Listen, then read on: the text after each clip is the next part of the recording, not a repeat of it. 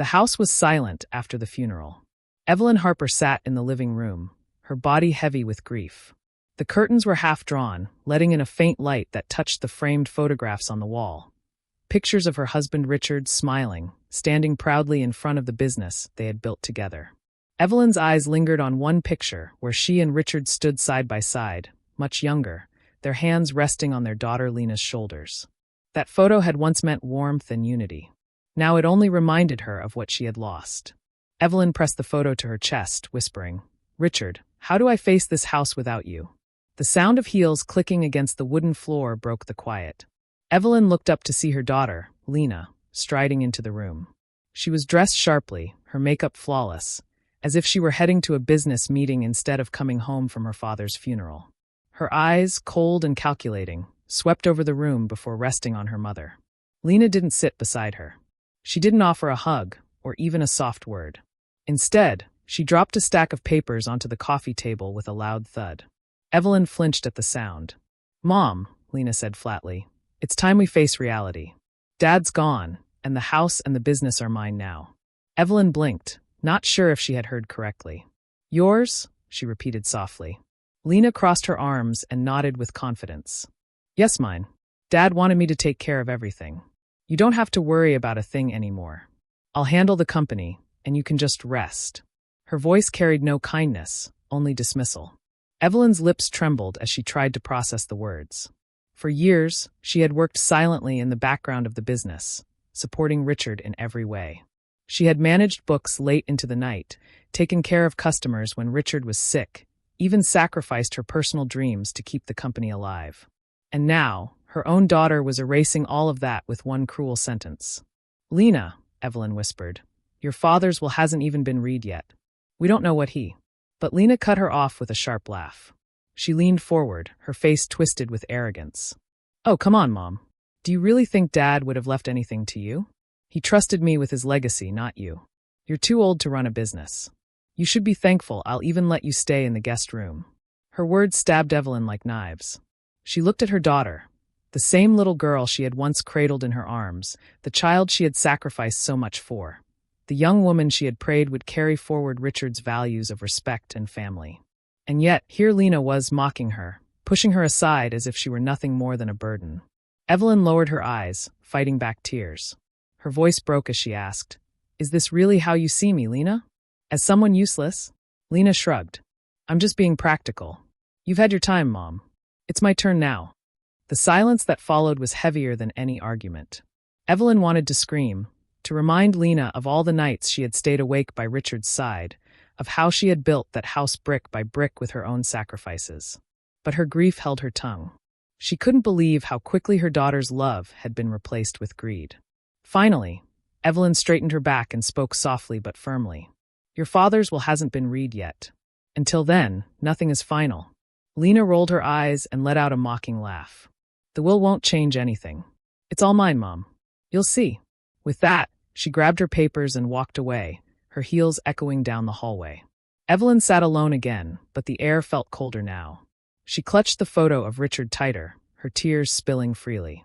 "You knew our daughter better than I did," she whispered to the picture. "Did you see this coming? Is this why you were so careful with the papers before you passed?" The weight of her husband's absence pressed down on her, but behind the pain, something else stirred inside Evelyn, a quiet strength, a whisper of hope that Richard had not left her unprotected. As she wiped her tears, she remembered his last words. "Trust the lawyer, Evelyn. I made sure you'll be safe." For the first time since the funeral, Evelyn breathed deeply. She didn't yet know what the will contained, but she sensed Richard had left more than memories behind. And perhaps he had left a lesson for their daughter too. The city moved fast outside, but inside the lawyer's office, everything felt slow and careful. The reception smelled like paper and fresh coffee. A clock ticked softly on the wall. Evelyn arrived early and sat on a cushioned chair by the window, hands folded in her lap. She had dressed in a simple black dress and a scarf Richard had given her years ago. She touched the edge of that scarf now and whispered in her heart, "Be with me." The receptionist spoke gently. "Mr. Carter will call you in soon, Mrs. Harper." Evelyn nodded and tried to breathe. She looked at the glass door and the reflection staring back at her. A tired woman, but not broken. She felt the weight of her husband's last request. Trust the lawyer. Lena swept in 10 minutes late, phone in hand, perfume loud, heels louder. She didn't look at her mother first. She checked her own reflection in the glass, fixed a strand of hair, then finally turned with a polite smile that lasted 1 second too long. Ready, Mom? Her voice was light, almost bored.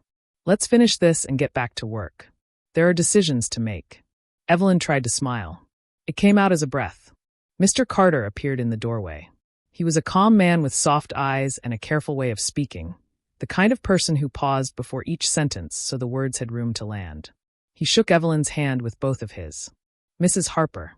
Then to Lena, only one hand. Miss Harper. They entered a conference room with a long wooden table and neat stacks of files. A small silver recorder sat in the center beside a glass pitcher of water. Mr. Carter invited them to sit. He took the chair opposite, opened a thick folder, and adjusted his glasses. The air felt cooler in here, as if the room itself understood the seriousness of what was about to be read. Thank you for coming, he began. For the record, this is the official reading of the last will and testament of Richard Allen Harper. He pressed the button on the recorder. A soft red light glowed. Evelyn folded her hands tighter, then forced herself to relax. Lena leaned back, as if this were a show she had already watched and knew the ending of. She placed her phone face down, but her smile said her mind was already elsewhere: renovations, budgets, power. Mr. Carter looked at the first page. Mr. Harper expressed gratitude to both of you. He wrote warmly of the years you spent building your family and your business. He glanced up with a small, kind look. He loved you very much. Evelyn swallowed. The words hurt and healed at the same time. He continued. As to the house located at 17 Candlewood Lane and the company known as Harper and Lane Furnishings, Mr. Harper states the following. He took a measured breath. Ownership is to pass to his daughter, Lena Harper. Lena's lips parted in a slow smile. Her nails tapped once on the table, then stopped. Evelyn's heart sank like a stone, but she kept her face still. Under the condition, Mr. Carter said, that the business shall be run in partnership with his wife, Evelyn Harper, who retains ongoing authority in management decisions, and that Lena will ensure Evelyn's continued residence in the family home with full respect and dignity. The smile stayed on Lena's mouth, but shifted into something thin and shiny. She tilted her head. Of course, she said quickly. That is only natural. I'll take care of everything. Mom can rest. I'll handle the tough parts. Mr. Carter did not smile back. He simply turned another page. Mr. Harper included specific language about respect and inclusion in daily operations, as well as the maintenance of your mother's role in the company. Lena leaned toward her mother and whispered, See? It's basically mine. He trusted me. We'll keep you comfortable. The word comfortable felt like a cage. Evelyn stared at the table's clean grain. She thought of the long nights with Richard's ledgers, of the factory floor she had walked 100 times to feed the night shift, of the holiday dinners she hosted for employees so they'd know they mattered. Partnership, she said softly to herself, as if testing how the word felt in her mouth. It still held warmth. Mr. Carter kept reading. Operational guidance, executor details, instructions for charitable donations Richard had planned in his name. The language was careful and clear. Every line sounded like Richard, measured, protective, fair. Lena's attention drifted. She poured herself water, took a sip, then set the glass down hard enough to leave a ring. Her eyes kept landing on the words ownership is to pass to his daughter. She seemed to stop hearing everything after that. Any questions so far? Mr. Carter asked. Yes, Lena said brightly. When can the transfers be filed? I want to keep the momentum. There's a deal I want to close this week, and it'll be easier with everything under my signature. Mr. Carter clasped his hands. It's important we complete the reading first, Miss Harper. Then we'll talk timelines. He turned another page, the corner of the paper whispering against the folder. Lena gave a small laugh. Understood. But we're aligned, right? The house, the business, under me. Mom stays, we do dinners, all good. She glanced at Evelyn with that same thin smile. You won't have to worry about anything. Evelyn heard the message hidden under the sugar. You won't decide. You won't lead. You won't be seen. She breathed in and out, counting each second until the air settled. Mr. Carter's voice slowed. Before I proceed, I want to be clear that Mr. Harper included several clauses to protect the spirit of his wishes, not just the letter.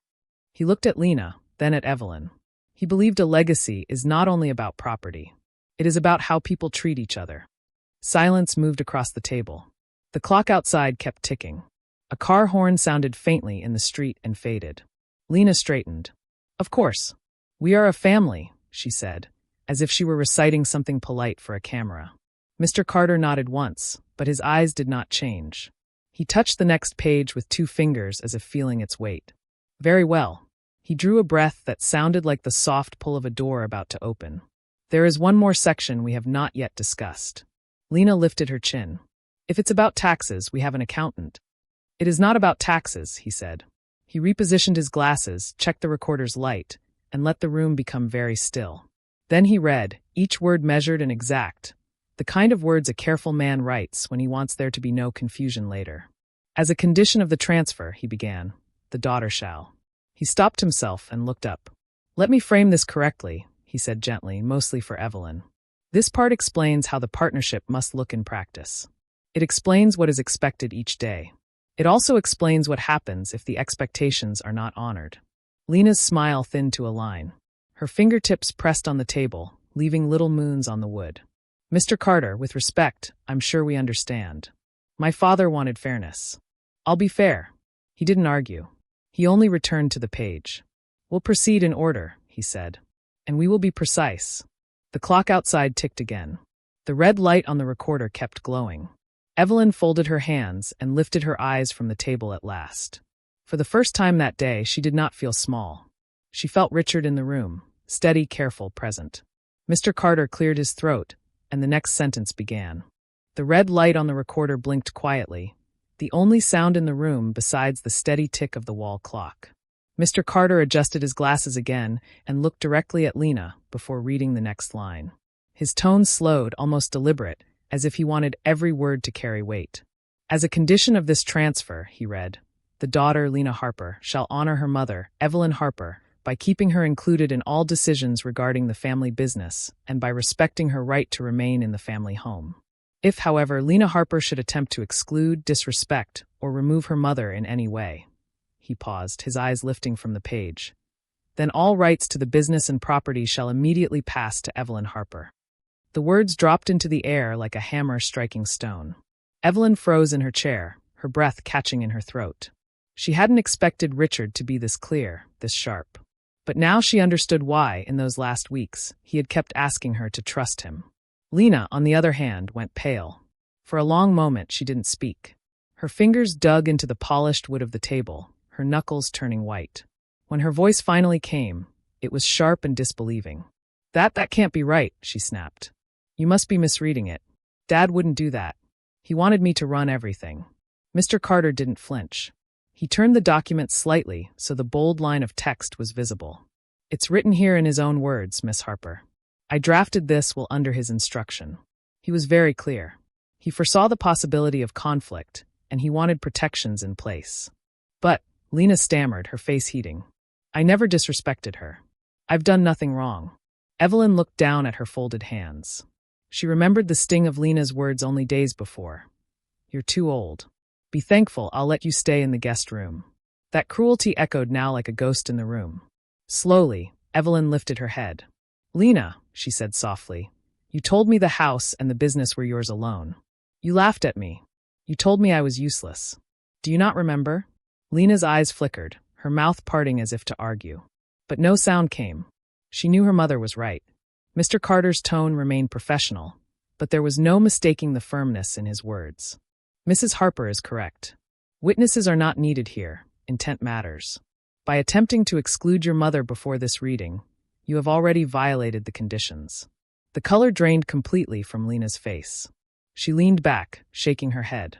"No, that's not fair. It was just a conversation. I didn't mean it seriously." Mr. Carter closed the folder slowly, letting the sound of paper on wood punctuate the silence. "Intent is exactly why your father wrote this clause. He knew words reveal truth. Inheritance isn't just about property, it's about respect. You broke that condition before this meeting even began." For a moment, the room was silent. The hum of the air conditioner seemed louder than usual. Evelyn felt her heart pound, not with fear, but with a strange mix of sorrow and strength. She could almost hear Richard's voice in her ear. "I told you, Evelyn. I protected you." Lena slammed her hand against the table. This is ridiculous. Mom, you're really going to let him twist things like this? You know I didn't mean it. Her voice cracked, betraying her panic. Evelyn turned her gaze to her daughter. Her eyes glistened, but her voice was calm. I didn't twist anything, Lena. You did this yourself. Your father believed respect was everything. He gave you a choice, honor family, or lose everything. You chose pride. The words hit Lena harder than any argument. She looked away, her jaw trembling. Mr. Carter placed both hands on the closed folder. For the record, as executor of this will, I confirm that ownership of the Harper House and Harper and Lane Furnishings is now transferred solely to Evelyn Harper. Documentation will be filed immediately. This meeting is concluded. He pressed the recorder's button, and the red light went out. It felt like the room itself exhaled. Lena sat frozen, staring at her mother as if seeing her for the first time. Just minutes ago, she had been smirking, certain she would walk out with everything. Now, everything she thought was hers had been stripped away with a single clause. Her voice broke into a whisper. Mom, please. Don't let this happen. We can fix it. I'll change. Evelyn's heart ached. She remembered rocking Lena to sleep as a child, braiding her hair for school, listening to her dreams. She wanted to believe her. But those cruel words still rang too loudly. She shook her head, her voice heavy but steady. Your father gave you a chance to show respect, Lena. You threw it away. The silence stretched between them, heavier than before. Lena blinked rapidly, tears welling in her eyes. She looked younger suddenly, smaller, as if all the armor she had worn just hours before had fallen away. But Evelyn didn't move toward her. She simply sat with quiet dignity, her grief now joined by a new strength. Richard had seen their daughter's weakness before anyone else, and he had given Evelyn the shield she needed. As Lena stared at the table, her hands trembling, Evelyn realized this moment would never leave her. Not because of the victory, but because of the lesson. Family without respect is no family at all. And for Lena, that lesson had come too late. The room was heavy with silence after Mr. Carter switched off the recorder. The red light disappeared, and with it, Lena's confidence seemed to vanish too. She sat stiffly in her chair, her hands trembling, her face pale as though the life had drained from it. For the first time since her father's funeral, she looked like a child again, lost, frightened, and desperate. Mom, her voice cracked. Please. You can't do this to me. You can't let him take everything away. I didn't mean it when I said those things. I was just upset. Evelyn's chest tightened.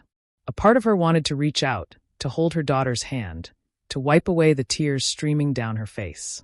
But the memory of those cruel words echoed too loudly. You're too old. Be thankful I'll let you stay in the guest room. Those words had not been said in anger or grief. They had been said with laughter. With arrogance. Evelyn drew in a deep breath, forcing her voice to remain steady. It wasn't Mr. Carter who took this from you, Lena. It wasn't me. You did this to yourself. Your father gave you a choice, and you chose pride. Now you're facing the price of that pride. Lena shook her head furiously. No, it's not fair. Dad loved me. He wouldn't want this. Mr. Carter's calm voice broke in. Your father did love you, Miss Harper. That's why he wrote this will the way he did. He hoped it would teach you the value of respect before it was too late. The words struck Lena like stones. She bit her lip until it turned white, her tears dripping onto the table. She buried her face in her hands, muffling a sob. Evelyn felt her own tears rise, but hers carried a different weight. They were not tears of loss anymore, but of sorrow for the distance that had grown between her and the daughter she once cradled in her arms. I would have given you everything freely, Lena, she whispered. All I ever wanted was your respect. But you threw me aside before your father's will was even read. Lena lifted her head, her face streaked with tears and mascara. Please, Mom. I'll change. I'll treat you better. Just give me one more chance. Don't take everything from me. Evelyn closed her eyes. She wanted to believe those words. She wanted to believe that somewhere beneath the greed and arrogance, her little girl still existed.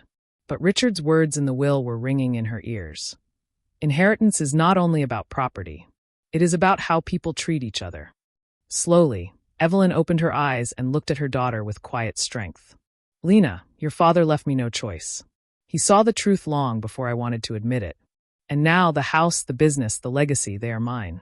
Not because I wanted to take them from you, but because you didn't value what you had. Lena slammed her fist against the table, making the water glass rattle. Then what am I supposed to do, huh? Start from nothing? After everything Dad built for me? Evelyn's voice did not rise. She spoke softly, but the words carried the weight of finality. After everything your father built for us, Lena. Not just for you. And if you want to build something of your own, then maybe this is the lesson you need. Lena's breath came in short, angry bursts. She wanted to argue, but the fight had drained out of her. She slumped back into her chair, her hands covering her face again as sobs racked her body. Mr. Carter stood, closing the folder and tucking it neatly under his arm. "The paperwork will be filed immediately," he said. "From this day forward, Mrs. Harper, you are the sole owner of the Harper estate and business. I'll have documents sent for your signature." He looked at Evelyn with kindness, then at Lena with quiet disappointment. Your father's intentions were clear. He left the room, his footsteps fading down the hall, leaving only mother and daughter behind. The silence between them was unbearable. Evelyn stood slowly, her knees stiff but her back straight. She picked up her scarf, wrapped it around her shoulders, and walked toward the door. "Mom," Lena's voice came weakly, like the last cry of someone drowning. "Please don't leave me like this." Evelyn turned, her eyes filled with both pain and strength. "I'll never stop loving you, Lena. You are my daughter. But love without respect cannot hold a family together. Until you learn that, you will keep losing the things you think you deserve." And with that, Evelyn walked out of the room, leaving Lena behind in her tears. As she stepped into the sunlight outside, Evelyn felt a strange peace. For the first time since Richard's death, she felt his presence not as a loss, but as a shield. He had protected her even after he was gone, giving her the strength to stand tall when she thought she couldn't. Inside the office, Lena sat alone, surrounded by silence and the echo of her own arrogance. The house, the business, the legacy, everything had slipped through her fingers because of one thing she had never valued enough: her mother's respect. That was the price of greed, and it was a price she would never forget.